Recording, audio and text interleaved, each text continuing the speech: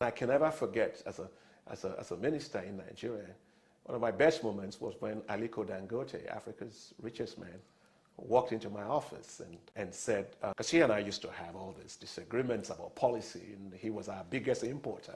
And I said, no, I wanted you to be our biggest producer. And he came in one day and he said, well, you know, Minister, I have decided to change my business model. And I said, from what to what? He said, no, from being an importer, I want now to be producer. And I said, well done. Wow. I said, what does that mean? He said, I'm going to put $300 million on the table. I want to go into commercial rice production. I call my wife, and I call Kofi Annan, who, bless his soul, he was my mentor, former UN Secretary General.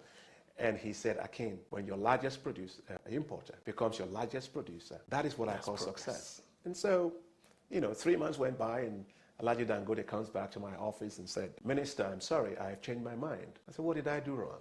He said, no, you didn't do anything wrong. I just changed my mind from $300 million to $1 billion. Wow. And so today he's investing well over 7.5, almost $8 billion in agriculture. And I remember asking him, he said, look, Akin, if I had to do it all over again, my business, I will not even go into cement. I will only go into agriculture. That tells you the power of agriculture, but agriculture as a business.